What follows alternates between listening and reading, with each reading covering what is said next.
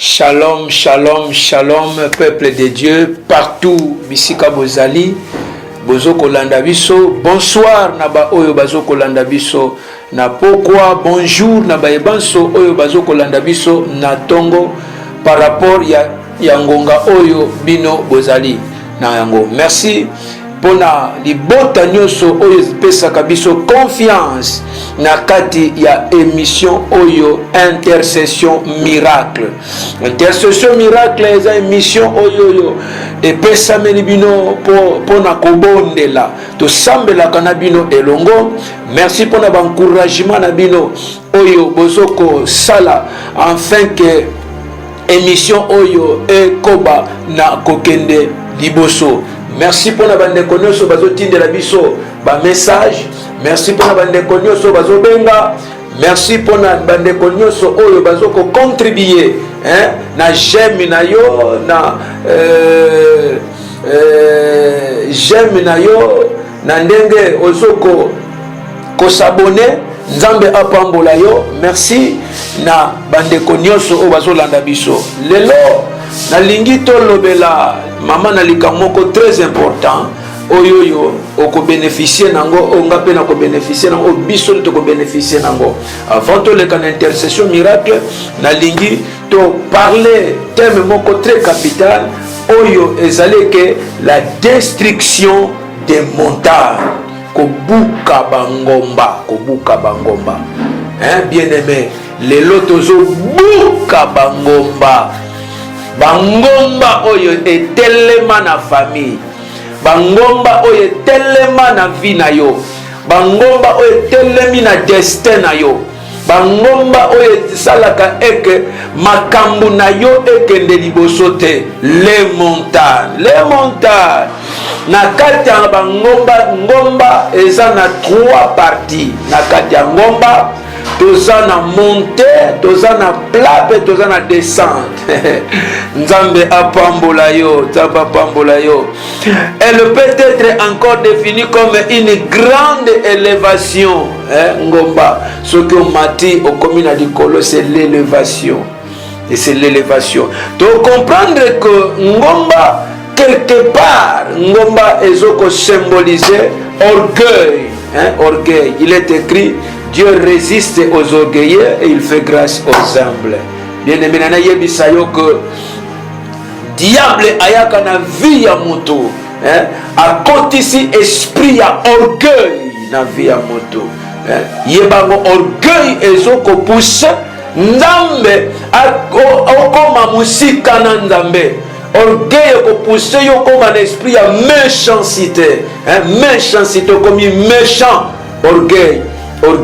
Eza mususu orgueil na ye parce que aza na mbongo akosambela te orgueil parce que a voyagé akenda États-Unis akenda France akenda Allemagne orgueil. Voilà pourquoi moi sambela ezate ya mutu mususu lokola azana ba voiture azana ba immeuble azana ba ndaku aomona keno akosambela te ko lo sambo eza pona babola. Le sambo eza pona babola te, le sambo eza ni pona bobola ni pona bariche, mais le sambo eza pona biso nyonso mutu oyo alingi nkolo oyo alingi ayebi valeur ya nzambe. Na totanga makomi na nzambe kolo apambola yo la destruction des montagnes pendant quelques minutes avant to le kan lo sambo dans le livre ya Matthieu chapitre 21 verset 21. Bible lobi boy na tangi yango. Jésus leur répondit, je vous le dis en vérité, si vous aviez la foi et que vous ne doutiez point, non seulement vous feriez ce qui a été fait au figuier, mais quand vous diriez à cette montagne, ôte-toi de là et jette-toi dans la mer, cela se fera. C'est la parole de Dieu. Zamba pambola yo aweza histoire ya un figuier o Yesu a lakelaki ayokaki nzala apusani pembeni ya nzeta figuier ezalaki na ngonga nango te mais ezalaki tout simplement enseignement moko oyo Yesu alingaki enseigner peuple na Nzambe. Voilà pourquoi na kati enseignement oyo to tirer eloko moko très capital oyo sengi to bonde langa na yo.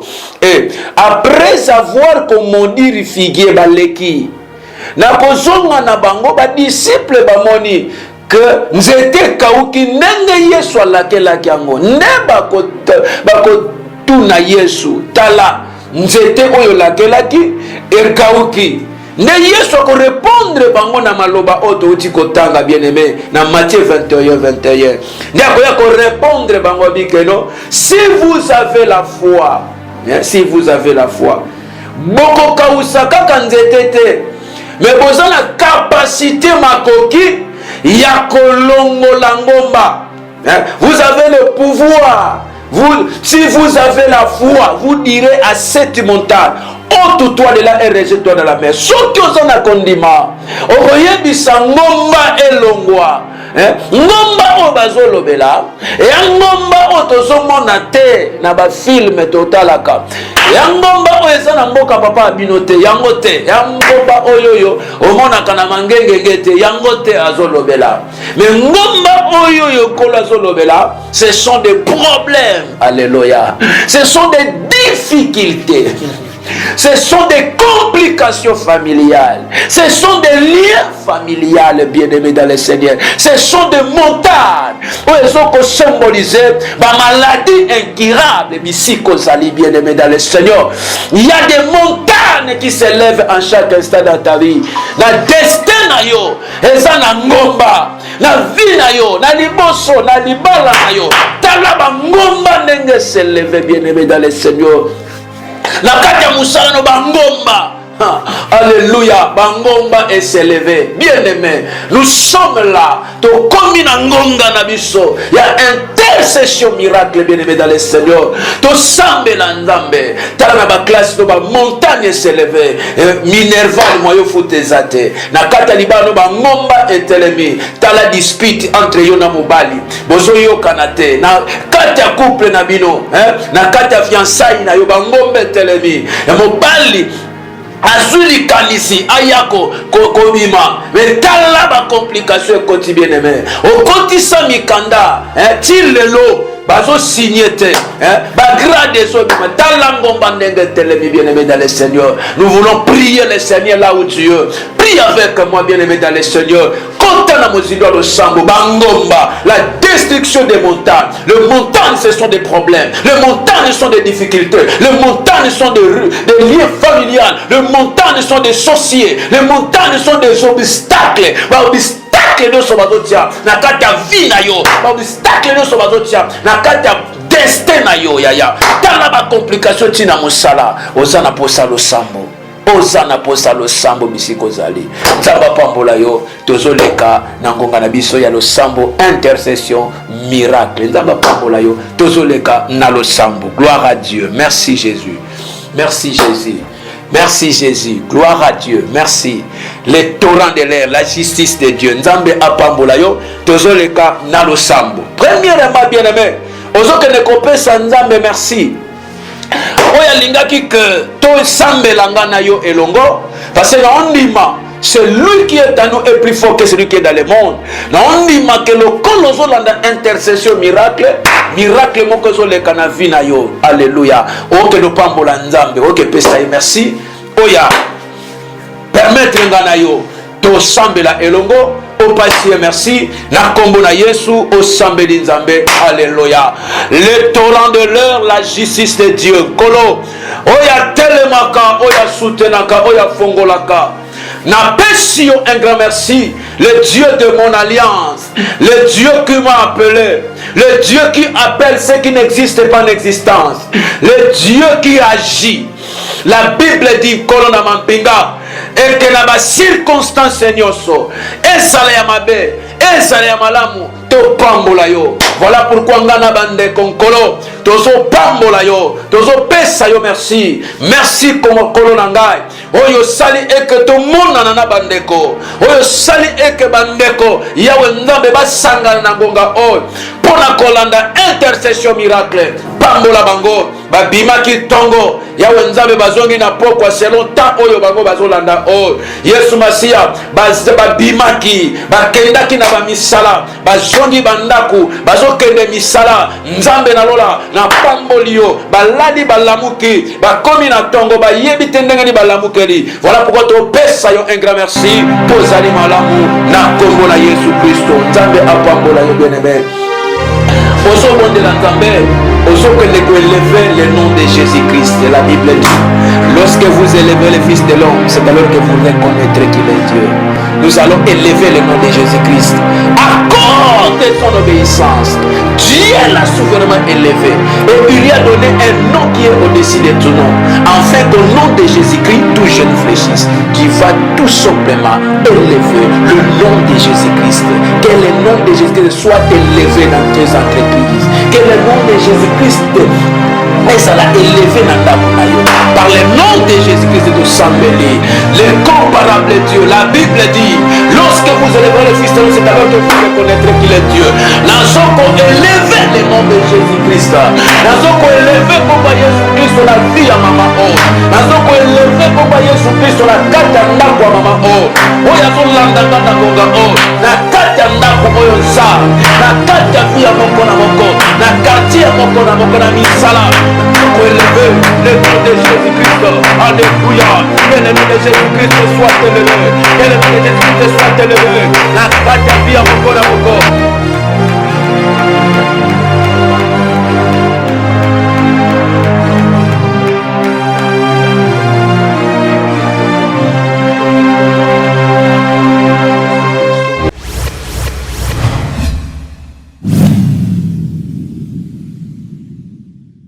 Nzambalola apambola yo bien-aimé. Touti koyoka awa que le montagne est ba difficulté, montagne est ba souffrance, montagne est ba obstacle. N'évitez na musala no ba obstacle ni okuta nango. Lelo bimaki ba obstacle ni okuta na kinango. Lelo ato vanda kinanda ba obstacle ni finance na ba obstacle. Na musala ba obstacle. Voilà pourquoi tozo sambela nzambe tozo ke le kobonde la nzambe Bible yebisinga eke tozo ke le kobonde la nzambe na Josué chapitre 3 verset 15 à 16. Bible dit comme l'Éternel coupa les os des Jourdains en deux devant les enfants d'Israël, Jésus Christ nzambalola akabola ki maya Jourdain en deux parties. Ozo kende ko kabola ngomba diviser ngomba wana parte et kabouaneti que la yonzela obstacle na kati ya ndaku, obstacle na kati ya musala, obstacle na kati ya famille moyen okufungwa maezate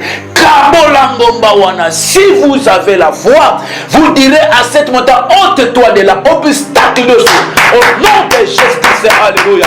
Au nom de Jésus Père éternel nazo kende kobonde la nzambe ngomba nyonso etelemeli mama oyo, ngomba nyonso etelemeli papa oyo, ngomba nyonso etelemeli famille oyo, ngomba nyonso ekoti Yesu Masiya etie obstacle po musala ya ndeko na nga efungwama te, baactivité ne efungwama te, makambo na ye emarche te, baobstacle financier, baobstacle na kati ya démarche ne azosala ya visa kolo na mafinga, baobstacle oyo etiami badémarche ne azosala mpona voyage nzambe tala baobstacle koti montagne nyonso eseleve kolo ezala rompi maintenant, ezala désinstallé, ezala désinstallé par le nom de Jésus-Christ. Alléluia. Chakantaria bakolobo bangomba nyose s'élever la kata ministère ndeko na ngai, bangomba nyose s'élever la kata ministère ya mama na ngai nzambe ya lola la kata musala na ye, la kata famille na ye, la kata bana na ye, bangomba nyose nzambe ekabua na siko, ekabua na siko, quelle que soit force ya maladie, quelle que soit force ya mikakatano, quel que soit ma lien familial, nazo sambela nzambe et que ma lien nyonso koyo etie obstacle au avancé et kata na sikoyo par le nom de Jésus-Christ. Josué a telemi à Kaboli Jourdain en deux parties, Penzela et Fungwamaki nazo déclaré et que nzela nyonso yayo ezomi na kati ya obstacle batie obstacle e banda ko kabwa na siko. Ebanda ko kabwa na alléluia. Ebanda ko kabwa na alléluia. Au nom de Jésus Nazareth. Nzambe apambola yo. Nzambe a soutenir yo. Bien-aimé, tozobondela Nzambe. Tozobondela Nzambe, tozoko chauffer na esika oyo. Ozobondela epai na Nzambe. Quel chemin que les ennemis ont pris de te combattre soit coupé. Banzela nyonso oyo ba ennemi bazwaki po ba poursuivre yo. Bien-aimé, banzela na bango ekatana. Ozosambela Nzambe là où tu es. Et ça na bato bazoko poursuivre yo na banzela. Banzela nyonso bazwi ekatana au nom de Jésus-Christ. Alléluia. Banzela nyonso oyo korona mapinga ba ennemi bazwi pour combattre baladanga. Mon Dieu, mon roi, et ça l'a coupé au nom de Jésus-Christ. Alléluia. Shekatariaba korobo et kamaribos fatayababa et tariaba korobo sekeberigoria. Gloire à l'agneau de Dieu, le puissant de Jacob, la source intéressable. Mon kenini koropese. Alléluia. Na komola yes. La zokene kokat. Bantela nyos. Moya baini. Bazoyela. Pona ko combat. Ligota moko na moko. Pona ko combat. Via mama oh, pour la combat, ndako mama oh, pour la combat, Zambalola, teste moko na moko, dikabandela na bango, et katana, bandela na bango, et katana, au nom de Jésus-Christ. Alléluia, alléluia, alléluia, au nom de Jésus-Christ. Alléluia. Et ça n'a pas tempête aux okuta nango na kati ya musala. Et ça n'a pas tempête aux okuta nango, bien-aimé na kati ya famille. Ozosala ba démarche ya musala ba mupepe ya makasi tempête. Bible lobike Bible lobi na Marc chapitre 4 verset 39. Kuna tempête essoufflée. Tempête essoufflée et si forme ya ngomba pona kocha obstacle ba disciple ba katisa te. Yaya mupepe nini siko ekoti na ndako na yo. Mupepe nini ekoti na kati ya famille na bina couple na bolingo bala na tala mupepe ba incomprehension ekoti. Yaya ozo sambela Nzambe, ozo bondela Nzambe ke nkolo a ordonné, alléluia, a ordonné mupepe vanda kimia, a ordonné ki na ba yekoli. Alobi ke mupepe vanda kimia, pe mupepe vanda kimia. Ozo kopesa mitindo na mupepe ya sécheresse, na mupepe ya complication, na mupepe ya stérilité. Oye koti na kati ya ndako na yo, e vanda kimia, mupepe nyoso akozanga bagrade. Pepe nyonso bien aimé akolela. Pepe ya liwa, pepe ya maladie et s'arrêter au nom de Jésus-Christ au sambeli. Alléluia. Sheka maribo saka. Nazo pesa mitindo. Na mu pepe nyonso. Nazo ko ordonner. Na mu pepe nyonso. Wezo souffler. Na kati ya ndako ya mama na ngai. Na kati ya ndako ya papa na ngai. Na musala na ye. Na famille na ye. Na ba activité na ye. Mu pepe nyonso ekoti. Wezo ko menacer bango. La domaine à maladie, la domaine à blocage, la domaine à sécheresse, la domaine à choléra, la domaine à liwa, kakalero, samalola, ou pepeñoso, oye sufaki, tapete vanakimia, ozo sambe ensemble, tapete vanakimia, alléluia, ou pepeñoso, oye sufaki, na viva yo, et sufaki, na ministère na yo, et s'arrêter, alléluia, et s'arrêter, maladie va venir incurable. La perte de sang au lieu sala, la gonflement, la mort de terre, la maladie de nos il y a cycle, et Zabalona, arrêtez yango, vous êtes même maillot, n'a pas perfusion, et s'arrêter, ça s'arrête, au nom de Jésus Nazareth, alléluia, Shendaraba Korobosaka, Nzambalola, Apambola yo, bien-aimé dans le Seigneur, tozoko clôturer na sujet parce que échauffé. Awa na intercession miracle oza maladie oza na ba problème oza na ba difficulté songolo pakala ozo ba tendene ko kwa sortir ba ngomba etelemi na vina yo okobenga biso na numéro wana oza na C ya téléphone na yo benga biso na numéro wana soit komela biso na WhatsApp tokoyamba ba requête na yo pe tokosambela pona yo kozanga te kobenga biso yango na zo tinda yo sujet oyo toko chiter na yango parce que échauffé déjà. Que le Dieu Tout-Puissant envoie son ange pour te libérer des mains de tous les agresseurs. Nous avons des agresseurs qui sont en train de nous agresser. ozwisa nzambe alibere yo na maboko ya baagresser, alibere libala no na maboko ya baagresser, alibere vi na yo, ndako na yo, bien aimé, alibere yango na maboko ya baagresser au nom de Jésus-Christ. Tosambeli, alléluia, Père éternel, nazo sambela eke o libere vi ya mama o na maboko ya baagresser, o libere libala ya mama o na maboko ya baagresser, o libere santé ya mama o papa o na maboko ya baagresser au nom de Jésus-Christ. Alléluia, le Dieu de mon alliance otika kateba oya yonza bayokisa maso na ngonga oyo papa na zobondela pour la famille o kolo na ngai likolo ya maser Epiphanie, likolo ya maser Shekina, likolo ya mama Elisabeth, likolo Tambalola ya mama Kole na vie na ye, likolo ya mama Poli, mon Dieu mon roi, likolo ya papa Saka mokonzi ya kokamwa bazala libéré na maboko ya bagresseur.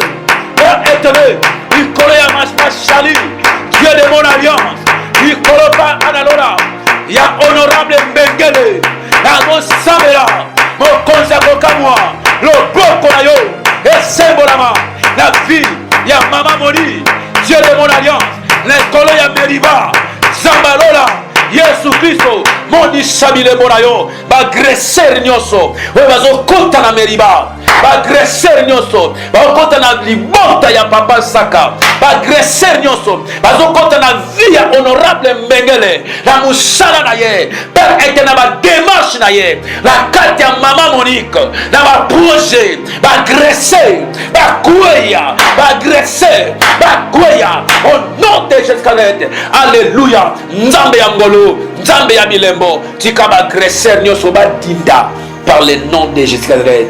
Nzambe apambola yo tokutia kotanga soki otangi na Ézéchiel chapitre 4 verset 7b babikeno quel est cette montagne là devant Zorobabel, tu seras aplani.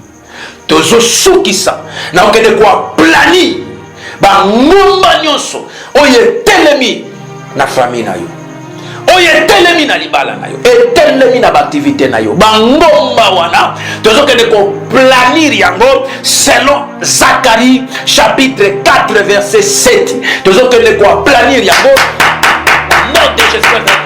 Alléluia, Père éternel, Zacharie chapitre Père éternel 4 verset 7 B et lobby et que quelle est cette montagne là devant Zorobabel, tu seras aplani nangonga o nazo plani la vie à papa Mbengele, nazo plani la vie à maman Moni, nazo plani la kati Meriba bangomba nyonso zoko se lever na vie de Père éternel ya papa Saka na kati ya famille na Yenzamba Lola na kati ya vie ya mama Jetou eza la plani bangomba na kati ya vie ya Shekina eza la plani na kati ya vie ya Epiphanie. Oh Père éternel eza la plani au nom de Jésus-Christ. Zambalola la kati ya vie ya mon réalisateur Roland kolona mapinga tika eke musala na ye efugwama bangomba nyonso ezotelema eza na plani au nom de Jésus-Christ. Na kati ya vie ya mon ingénieur nzamba ngolu musala oyo akosala ya kobongisa baordinatere mpona émission oyo elekamala nzambe na sambeli mpona ye likola libota moko na moko nkolo na ngai likolo ya mama Elisabeth bangomba nyonso etelemaki eza la plani au nom de Jésus-Christ. Likolo ya mama Pauline nzamba ngolu likolo Père éternel ya ndeko nyonso oyo azolanda biso na ngonga oyo bangomba nyonso eza la plani na kati église na yo bangomba nyonso eza la plani na butu ya lelo bangomba nyonso eza la plani au nom de Jésus-Christ. Nzamba lola apambola yo bien-aimé ezande na bisika wana oyo tokosukisa basije na biso telema basije eza ebele me ngonga télévision eza nde ngonga ekoki bien-aimé na lingi na yebisa yo que soki olingi ozwa ba prière ya intercession miracle to sambelaka elongo na osengaka contribution na yo okotunanga contribution ya nini eza kaka osabone soki osabone nzambe alola kozanga te kopambola yo, otindela biso ya message, okoma requête na yo, et tokoyamba yango mpe tokosambela na ntina na yango. Nzambe apambola yo, nzambe apambola mon réalisateur Roland, nzambe apambola yo, soki ba image oyo ebimi kitoko boye eza à travers ye. Nzambe apambola mon épouse Charlie Kinkela, nzambe apambola ba chéri na ngai, bana na ngai, Samuel Kinkela, Emmanuel Kinkela, Winner Kinkela, nzambe apambola bango, pe nzambe apambola l'église, église oyo nazo kamba, le chemin vers Jésus-Christ, nzambe apambola yango, nzambe apambola bandini nyonso oyo bayamba Yesu Kristo lokola mokonzi pe mobikisi. Nzambe loboko nekita na kati ya chaîne ya JM TV, Joab Ministry TV, osabone. Ina sambela pona yo, ozana problème simba mutu na yo zobela, simba libumu na yo, zwa mai na yo tia likolo ya mesa, zwa jus na yo tia likolo ya mesa, zwa huile d'olive no tia likolo ya mesa, na sambela pona yo, en fait que miracle ezala opérationnel. Tozo kokoba na kosambela nzambe selo batana bino na sambeli nzambe ya nguya nyonso, mokeli likolo pese mozalisi ya biloko nyonso, na sambeli pona ndeko oyo alandi biso na intercession miracle. Tika loboko na yo kita na vi na ye nzambe, na telemeli force nyonso ya maladie na vi na ye, na telemeli force nyonso ya bacomplication, na telemeli force nyonso ya batake ya bacontre-attaque, baélément mystique nyonso esalamaka, bangomba nyonso oyo etelemeli mama, bangomba nyonso etelemeli papa, etelemeli na mosala na ye, etelemeli na libala na badémarche na ye, yawe nzambe alola ezala aplani au nom de Jésus-Christ. Tika ndeko oyo aza na prison, nzambe osala miracle abima. Ndeko aza na mbeto hôpital, osala miracle nzambe alola abika. Ndeko aza na kati ya sous-essentive, Père éternel, na kati ya coma, Père de gloire, azala guéri, azwa souffle au nom de Jésus-Christ. Oyo nyonso nzambe nalola aza na kati ya ba prison abima. Na kombo na Yesu Kristo, nzamba soutenir yo, nzamba memonisama na vi na yo, na kombo na Yesu Kristo ndetolobi amen. Nzambe apambola yo, osabone pe obengi biso na numero wana, soit okomeli biso na ba commentaire, okomeli biso, opesi biso adresse na yo, et nzambe akozanga te ko pambola yo. Merci beaucoup, à la prochaine.